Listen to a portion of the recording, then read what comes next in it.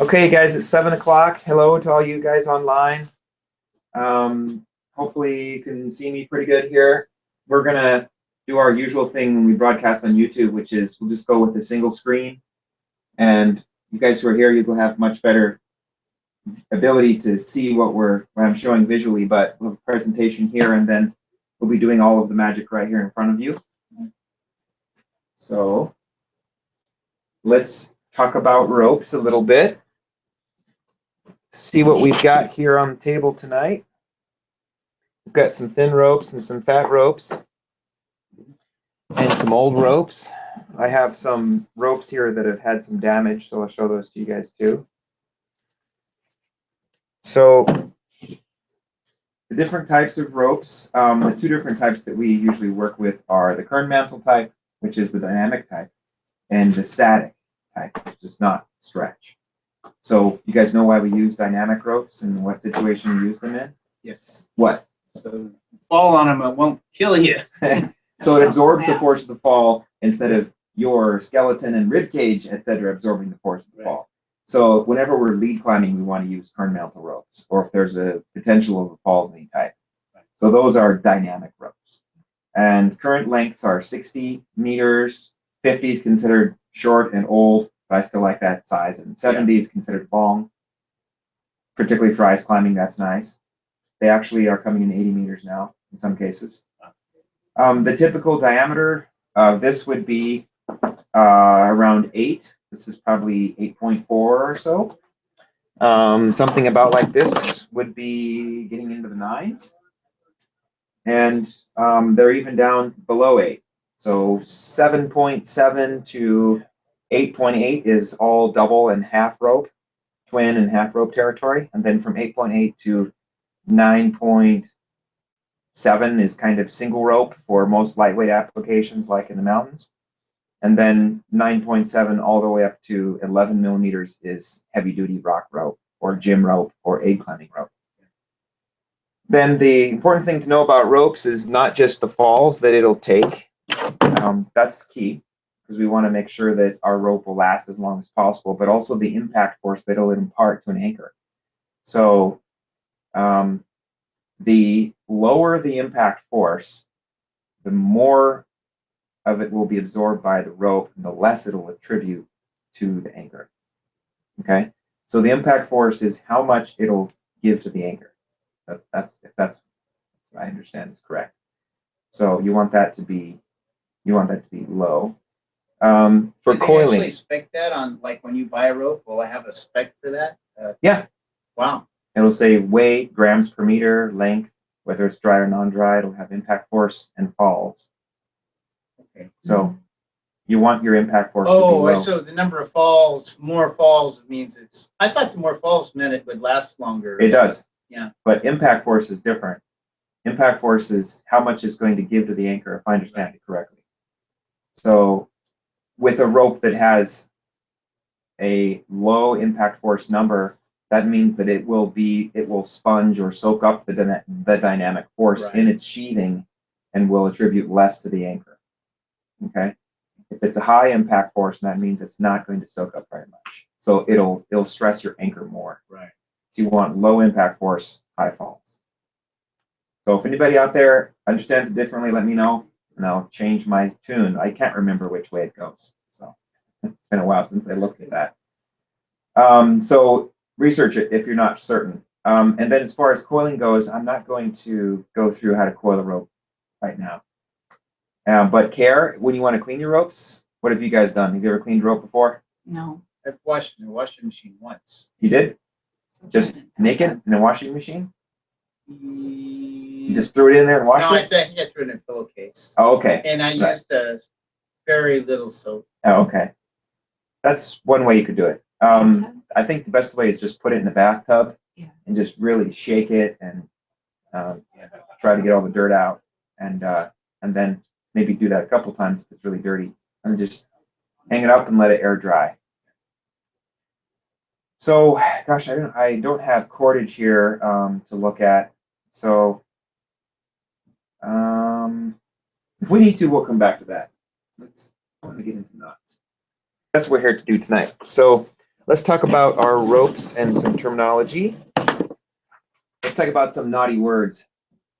Okay. Yeah. So this is a knot. Okay. Okay. Or rather, this is a loop. Okay. This would be a bite. Okay. So if you place them together, it's a bite. Okay. If you bring it together, it's a loop. And this is a knot. You know, anything where the rope is complicated, yeah, whether it's intentional or not, it's a knot. Okay. So I guess if you form a loop and then feed the end through, that would be the simplest knot. That would be an overhand. Okay. A bend is something that you tie around an object like a post or a harness or a carabiner. Okay. A person, a rock, a tree. Those are all bends. Okay. Those are some of the terms. Standing in and falling in, we don't really use much, but they do exist out there. So I'm going to use bite. I'm going to use loop. Probably just those two. And then there's a neat little thing you should remember, which is NNK, NNBK, which is a no knot, neat, no neat knot, need not be knotted. So if you're going to tie it, do it right. Make it look pretty. Okay? Yeah. A no neat knot need not be knotted. Send the rope police after you, right? That's right. So let's do some easy knots. You guys can sit down or you can stand up. So the first one is you go through. This is the standard tie-in knot for climbing. So the way that I would like that I do it is I come out about, say, this far, and I select that part of the rope and then form my initial 8, which looks like this, right? And then you're going to put that through your harness. I'm going to do this in front of the camera here so that you guys can see. This would represent my harness, right? Then I'm going to feed it back through. This is where my harness is attached right here. How about I'll put a carabiner on there?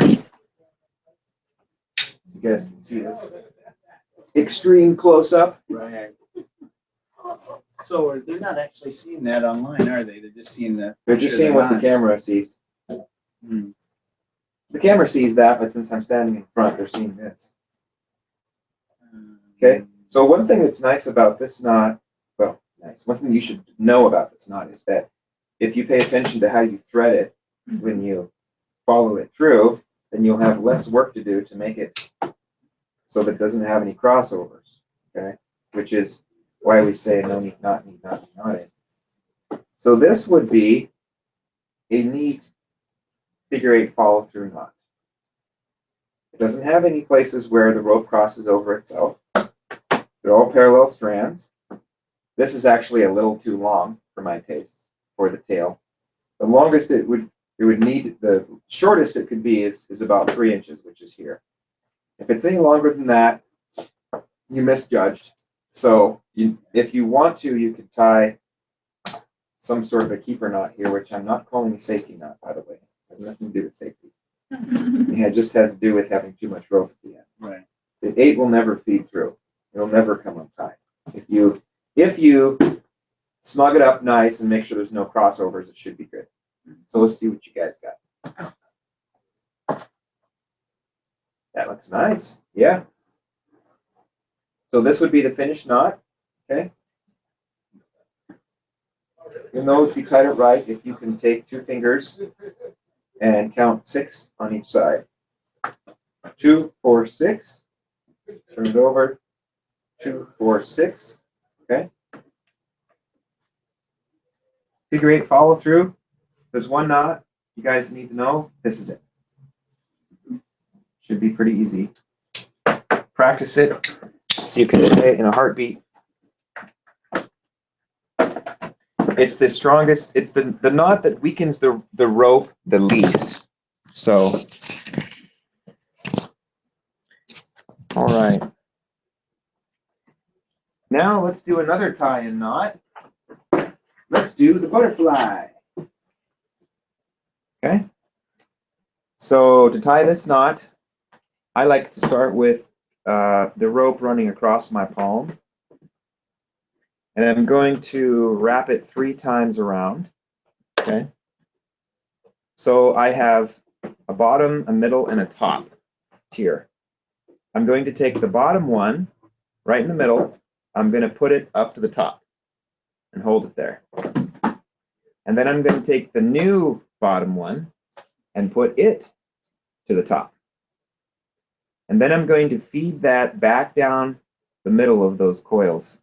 Pull it tight until it forms this. We'll do this one a couple times. And then pull it so it pops the wings out, as I like to say. So this is the butterfly knot.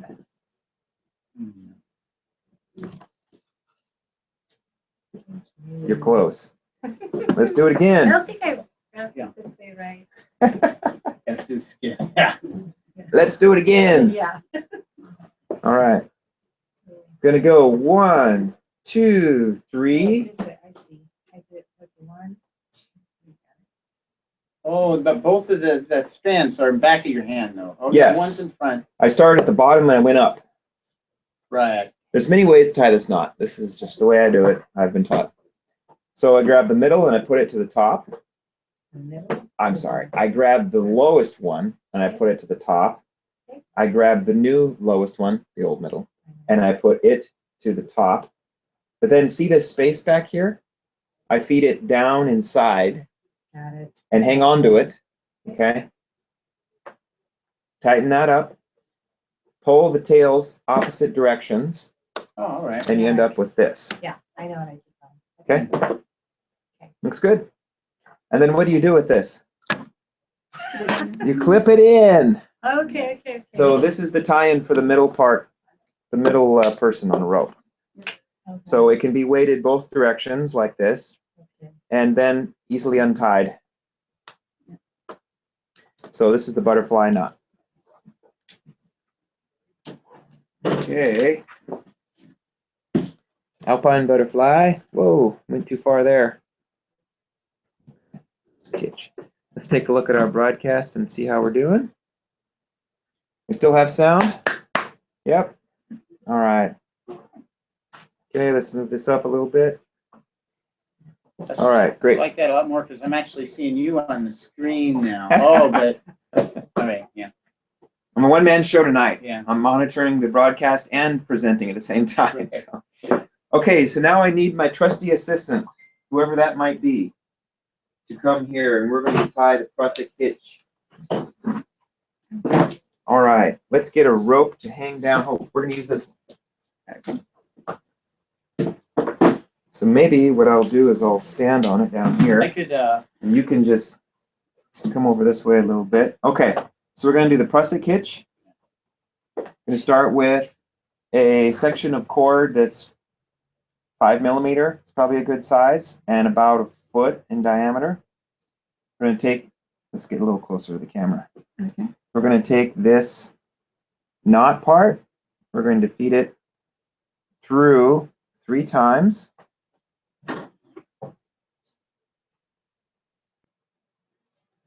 That was a little too short. I need one more. So 3 times. So what we've got right now is a big mess. And we're going to, the one that goes from both sides is going to go to the ends.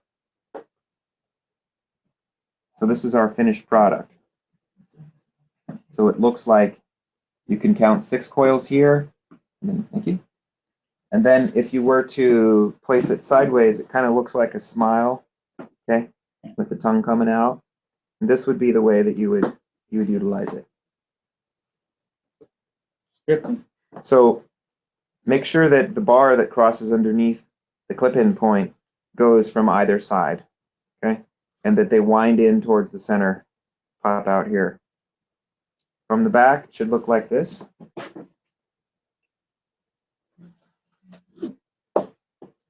Okay, so that's the Prusik, however you want to pronounce it. Okay. I think That's right. Let's do it one more time. So I'm going to go around. I'm going to take the knot, and I'm going to go around 3 times. Yeah, I think you got it. I think I did. Yeah. Yeah. You're good. It's hardly there's nothing to And hold. pull it out. Wrap it around. Yeah. Dress it up, because no need not be knotted. Yeah, that's, Do you know why it's important to dress it? well, if it's all tangled, it probably won't release and, It won't Slide have the properly. same amount of friction if it's not all resting on the rope in these nice circles like this. right. It won't grab as well. It won't perform like you want it to.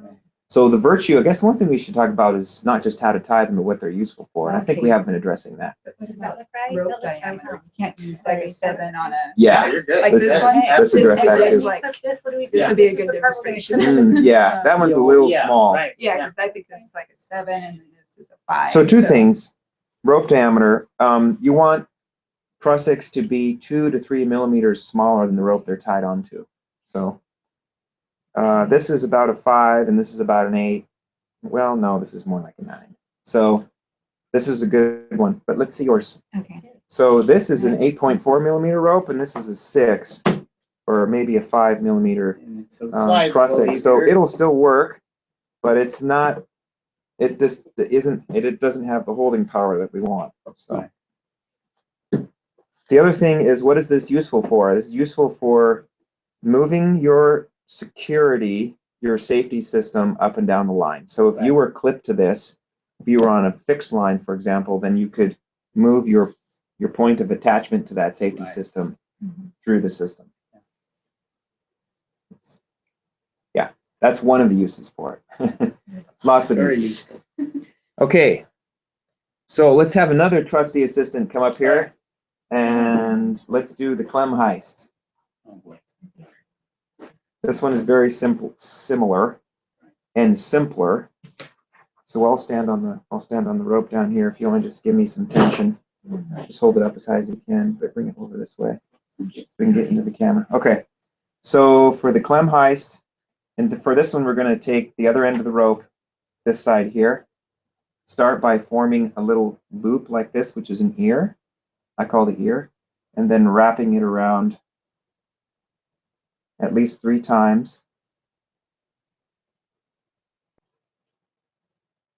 And then coming up, back up through it. Boy, this is a really short one, and my ear is very small by design. It makes it tough to get through, but it'll turn out a good Klem Heist in the end. Okay, so thank you, Larry. That's good. So this would be the finished product.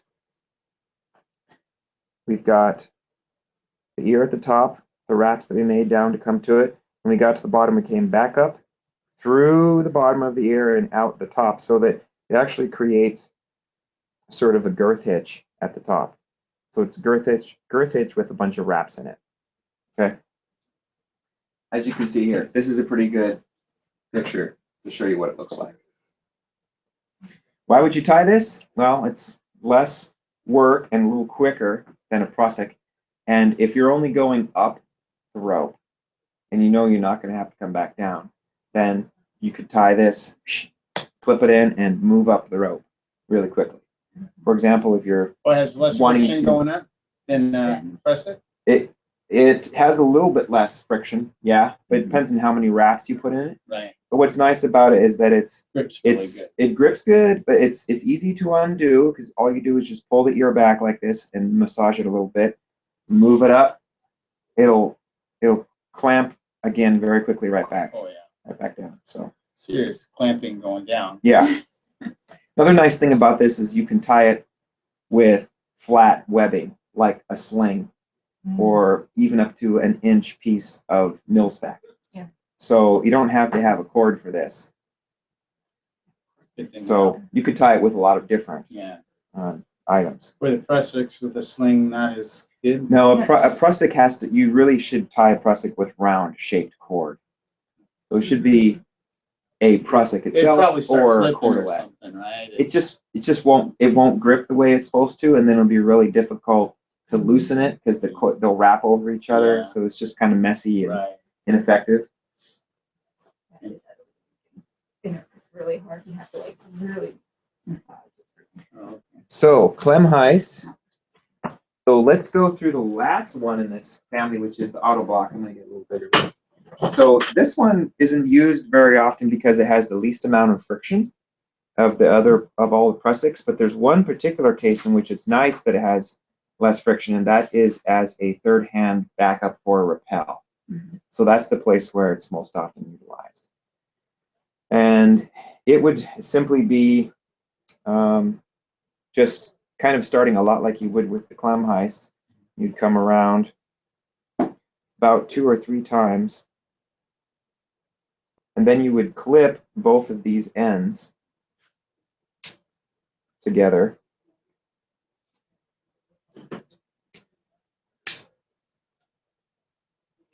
Like this. See if I can make mine neat.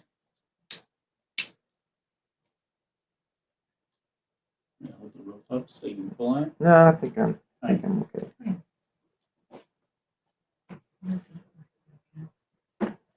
That's not very clean. Okay, so this is a minimalistic auto block. It's not, doesn't have very many wraps, but you see the idea here. Okay, this is a good picture. Show you.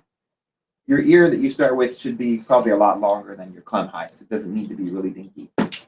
You start with a fairly nice ear. You wrap it around. And you just bring both tails together. No up through the top and girth hitching going on.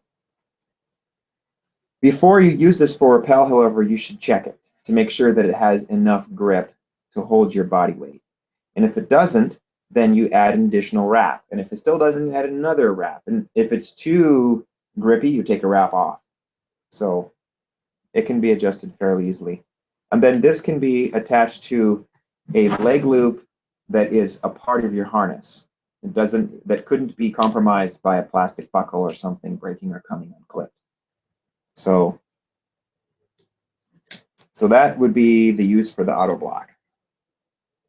Now, wait, I'm going the wrong direction, huh? It's supposed to go the other way? No, it's universal. You Got can it. go either way. Okay.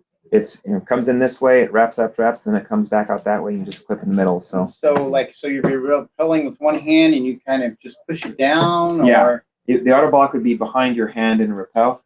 You would be pushing it behind you, nice and loose.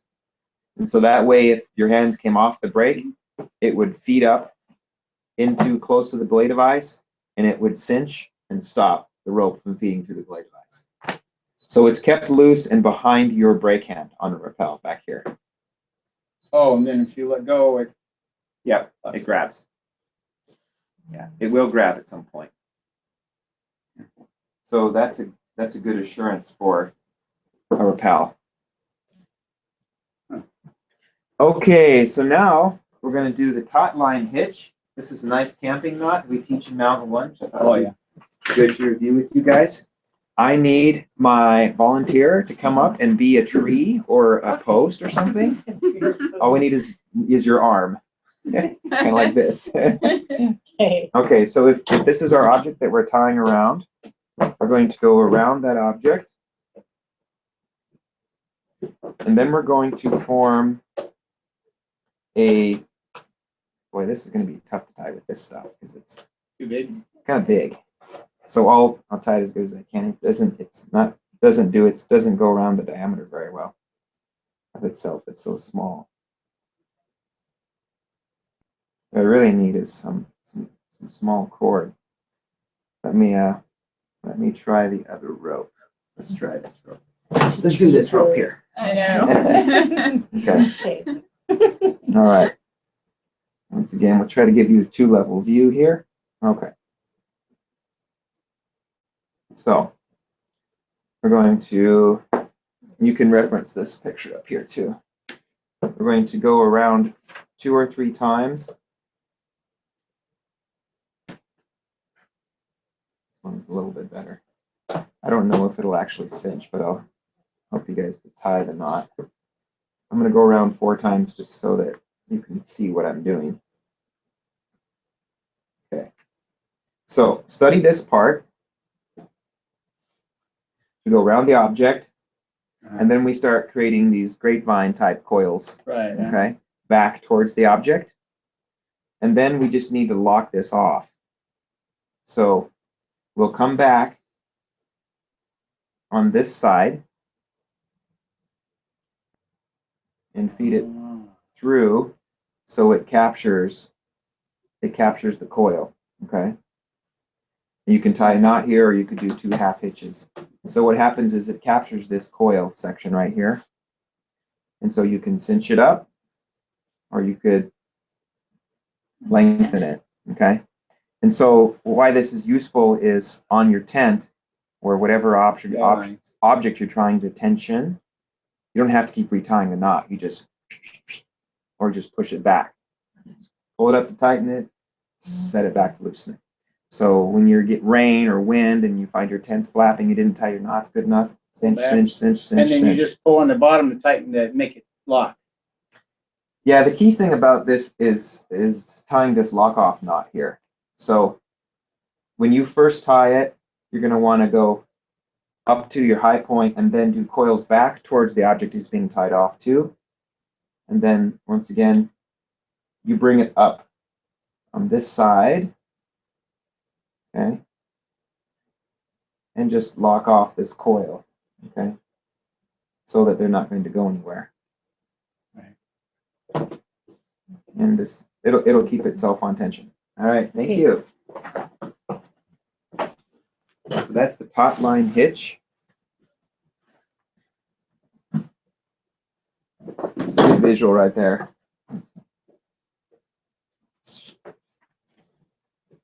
Okay, the grapevine and the ring bend. We are going to do the grapevine, and if we have time, we'll come back to the ring bend.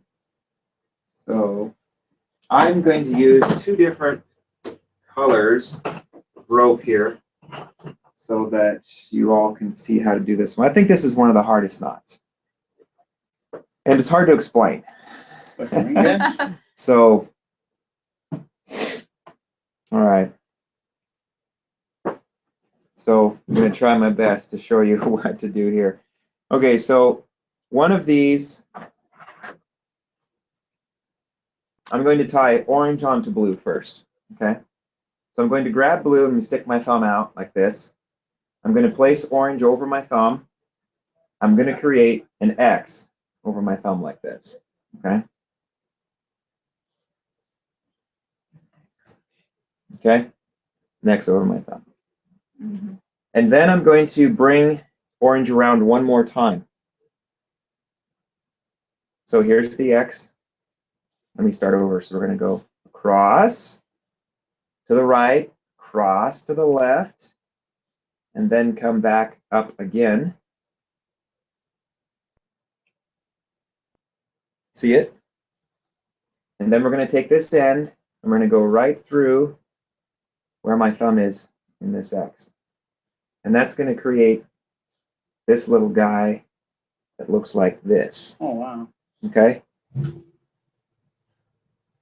Like it. I'm showing you how to tie it left-handed. Yeah. That's right at all. Yeah, it's okay. That's just one half of the knot. Right. That's just tying orange onto blue in my case. Okay? So we've got it like this. Is this one? Okay. So I just tied orange onto blue. Okay? So now what I'm going to do is I'm going to I need 2 flip it exactly like this. Okay? Okay. So now I'm going to tie blue onto orange coming from the same direction. Okay? Put my thumb there. I'm going to go over, create the X, come back up, go through the hole where my thumb was, the placeholder my thumb had, and then pull the 2 of them together, and they will nest together. Good. Oh. Nice job. Tough one to tie. I've tried to show people how to do it right-handed, and I've been embarrassed because I make too many mistakes. So how I learned to tie the knot was I sat down and I said I would not move until I figured it out. I spent an hour just focused on it like 20 years ago. So ever since then, I still tie it the same way.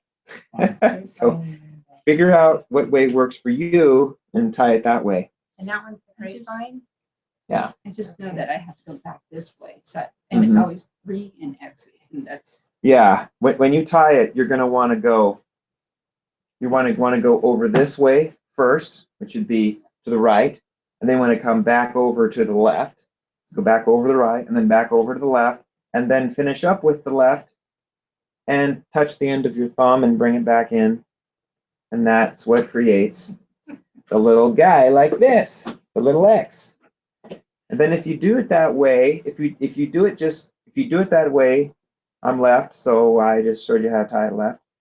Then all you have to do is just keeping them the same direction as you did before, you flip it like this. Yeah. Okay?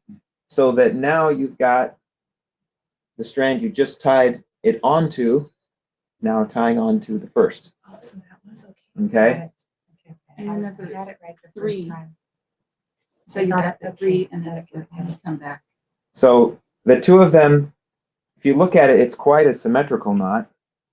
Yeah. I've got blue onto orange and orange onto blue, and they are complementary shapes. They come together and they actually cinch together. Okay. 1, 2, 3. It really does help if you have ropes of 2 different colors. Yeah. That's what I'm thinking. So you want another color? Okay, yes, please. Here you go. Thank you. You want another? Do you have another color back there? Let's see. Yeah. Oh, Yeah. you got two. Good. Okay. Practice this. Okay. All right. So that's the grapevine. This one here. The ring band is actually an overhand follow through. And I didn't bring any tape out just yet. So if we have time to do that, we can come back to it. Figure 8 on a bite. A very important knot, useful for anchoring. Very simple to tie, and the finished product looks exactly like a figure 8 follow through. So the key thing is that it's on a bite, right? So you take a bite and you simply tie the same knot you did before with a single strand. And then you've got crossovers like here, potentially. So you've got to figure out how to get those out of the system. Feed the rope back so that it's not doing that. There we go. So that would be figure 8 on the bite. And then if these were coming from different parts of your anchor, this would be your master point that you would clip to here. It's one of the options for a master point you can clip to. Easy peasy. Okay, you guys knew that one. Good.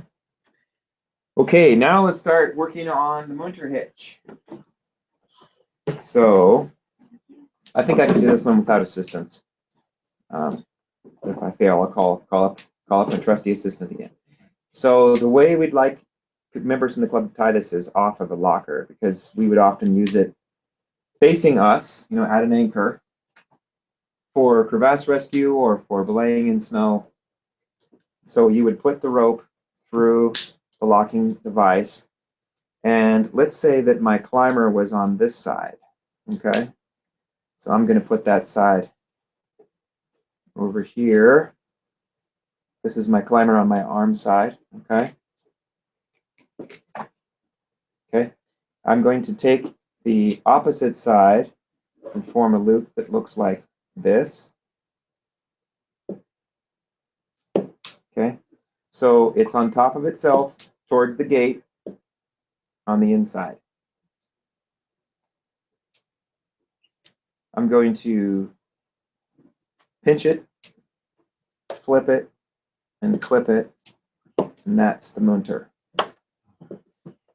Okay, that's the munter set up to belay this strand. So if this were the climber side, okay, then I could pull it through and that side would feed up. And if he needed to be lowered, it would feed through and that side would come back down.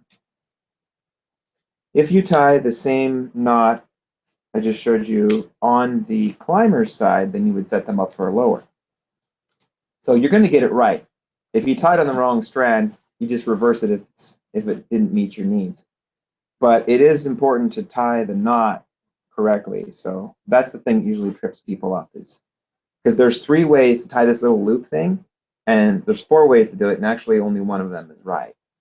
You can put it on the inside or the outside. You can have the loop going behind or going in front. The only correct way is to have it coming in front and to the inside like this. Okay?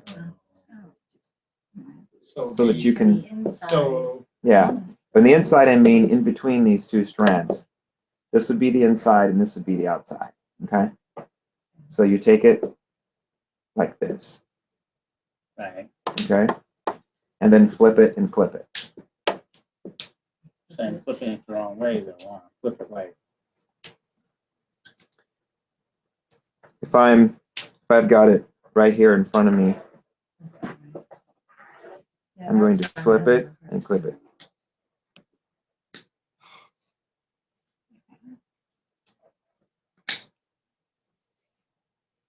Okay? I see people who tie this starting with There we go. a similar way if they Is start that a it, girth right? hitch or a clove hitch. Is that it? No. Well, just grab one strand at a time and pull. If it rolls through, it looks like it, but Okay. hold it up straight and just pull one side at a time. Let go of the other Let go side of this side, and hold it up like this, and like this. it should feed through like this, and it should flip over and feed through. I see what you're saying. Should go either way. There you go. That's it. Put it down near the big end of the carabiner so it can flip more easily. Okay. That's what's happening. So it's why it's nice to have an HMS compatible Got carabiner it, I that's got see. a Okay, wide got it. nose area like this, a wide Okay. basket. Okay. The picture here is another way to tie it. You can form this loop and then clip that. Like lots of other knots, just find the way that works best for you and tie it that way. Okay. All right, let's do the clove hitch, and let's also use our carabiners. Okay. So the clove hitch is similar. How about let's do it the easy way first. Okay. That requires 2 hands. Okay. So we'll form one loop where the crossing rope is behind, and another loop where the crossing rope is in front. Okay? So it's just like this. The one that's in front should go behind so that it creates this little pretzel shape. And then you clip that. Okay? And that's a clove hitch. Doesn't matter whether the one that's in front is on the left or the right. You can tie it either way, as long as one of them is in front and one of them is behind this crossing bar right here in the middle. Okay. So in this case, this one that's behind is going to come up in front, and that's the clove. Okay. You clip it right there, and that's the clove. A better way to learn to tie this, however, is to do it with one hand on a carabiner, because you will likely be tying this as you come up to an anchor. So I will quickly just tie this onto me real quick.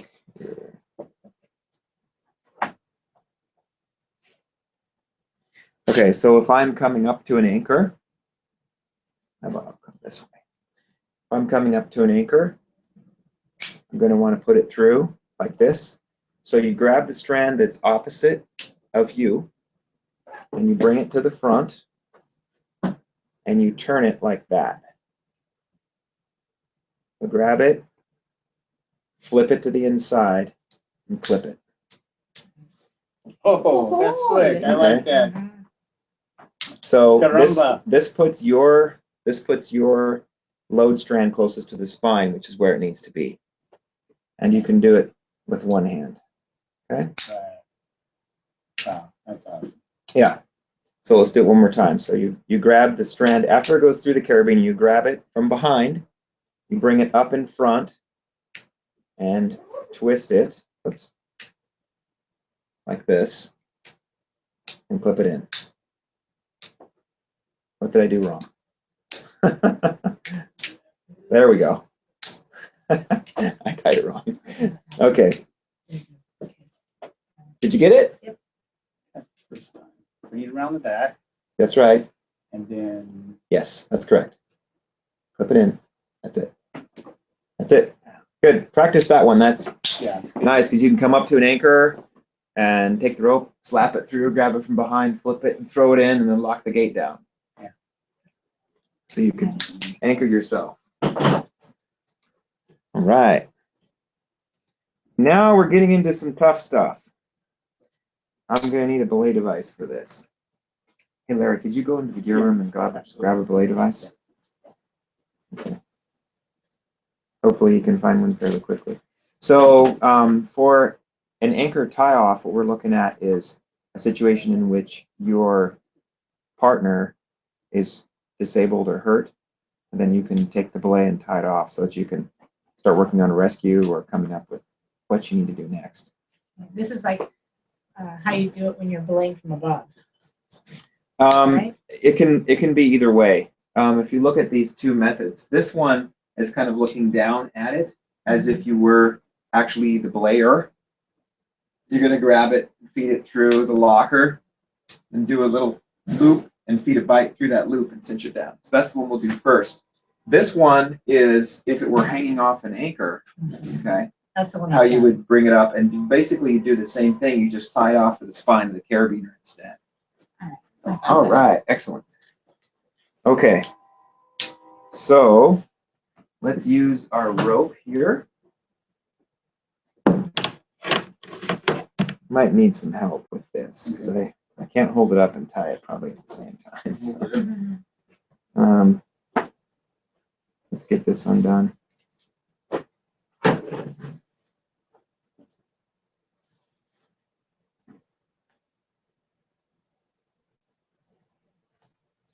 Okay, so let's just get a lot of rope through here. And let's see here. Let's feed it through. Okay. So maybe let's have the climber over here just hold that up. And we'll see if we can come over this way so we can kind of hang it. Okay. Okay, good. So let's start with that. Okay. So if you follow the diagram, first thing we're going to do is take a bite. Okay. Take a bite and feed it through here like this. Right. Then we're going to go behind this strand. We're going to flip it so that it creates a loop. This is actually plenty excess here. So we just did these. Okay. Okay. And then we take a bite, okay, and feed it through there. Right? Yeah. Let's go this way. Take a bite and feed it through there. So that locks it down.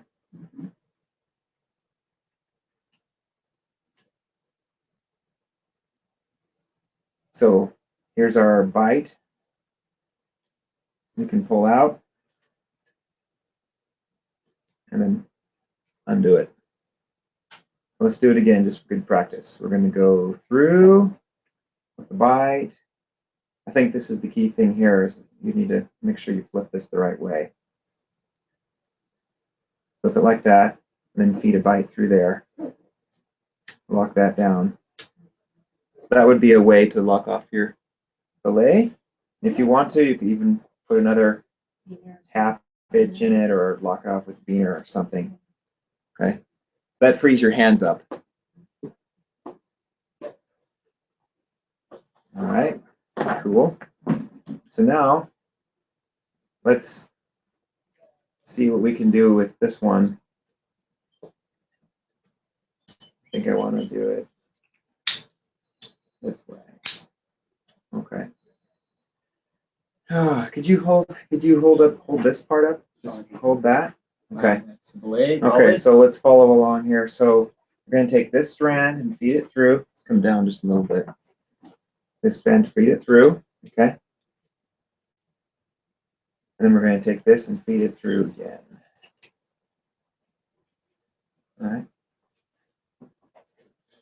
Feed this through. And then take this and feed it through here.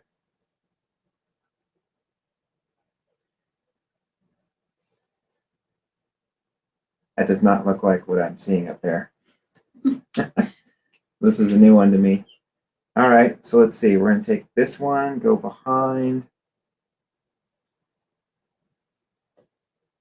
Oh, the carabiner is oriented like this.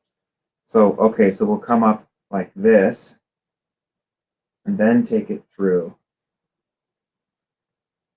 Take it through here. Okay, that's cool. Okay. And then wrap it around the spine one more time.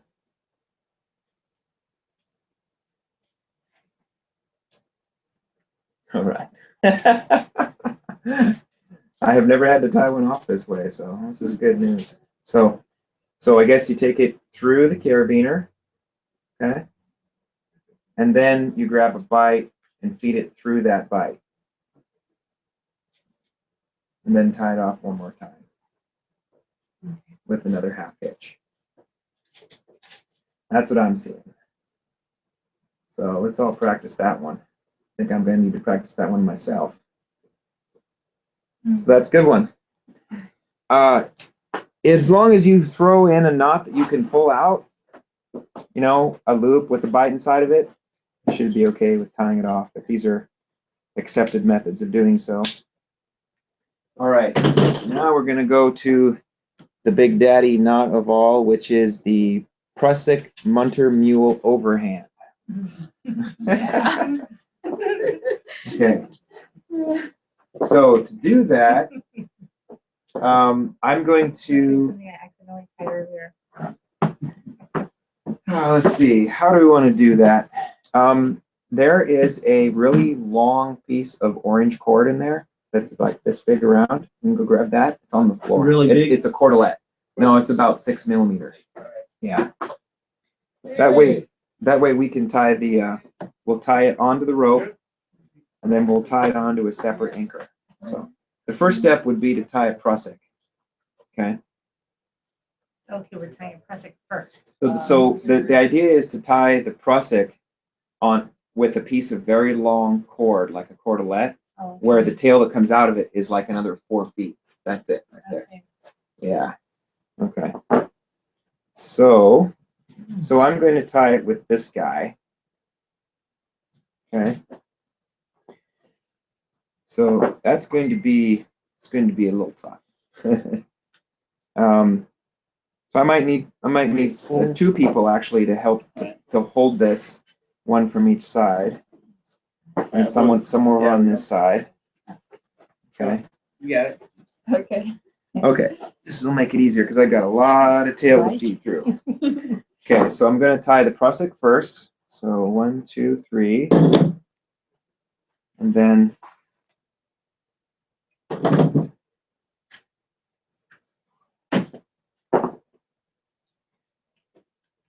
so we could do a Klem Heist. It'd be a little easier, but I want to go by the book. So we're going to tie a Prusik Munter Mule overhand. Okay. So we're getting our Prusik. All snazzy.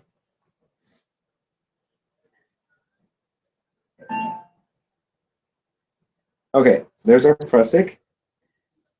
Now, thank you, assistants. You can drop that. Okay. So that would be tied on to the main rope. And then the next thing we would do is we would bring that Prusik up to a locking carabiner, and we would put the munter in here with it in bite configuration. Wow. So I'm gonna you're need to actually have doing a someone hold motor this. with 2. Yes, you can do a munter with double strands. So here's the munter, right? We flip and clip it, right? So now what we've got is a friction hitch that can be released and taken up. Okay. Can you just hold that some more? Just continue to hold it right up here. hold it nice and tight. Okay, so let's come over this way just a little bit. Okay, so the next thing that needs to happen is we've got to tie this off. So I got to come over to this side so I can see what's going on. Let's turn it this way. That's good. Okay. So we're going to form a basket that goes behind both strands like this. Okay. And then we're going to bring a bite through that basket. Okay. So that now we've locked off the munter. So that's the Prusik, munter, the mule, and then we take this and we tie an overhand in it to lock off the mule. This is a load releasable friction hitch. Okay. I need to actually tie an overhand in this.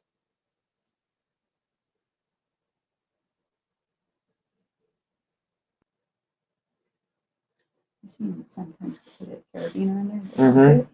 Yeah. And then I have, I want to take this strand. I accidentally tied a strand of it in there. I don't want that strand in there. Can you hold on to that strand? Okay. So I'm going to get a little bit more. There we go. So I can tie my overhand.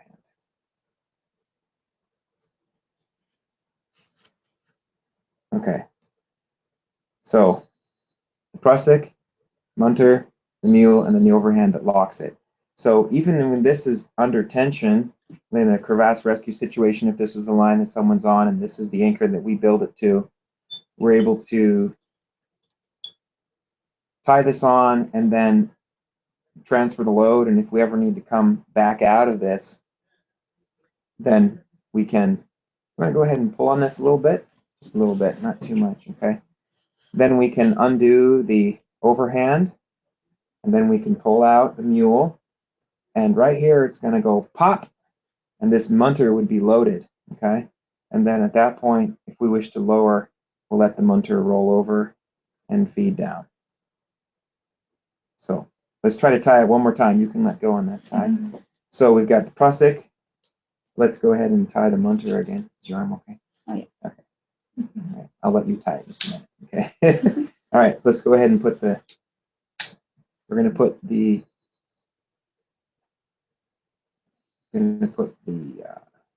munter on here. All right. Okay. And then we'll tie the mule here.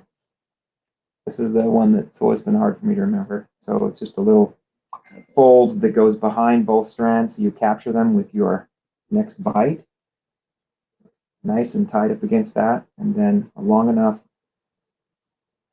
bunch of this so that you can tie an overhand. A little bit more. Overhand knot.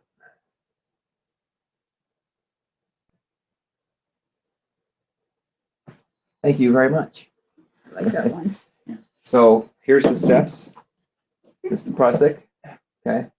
You guys know how to do that. And then you tie the munter onto the long strand of the Prusik, right?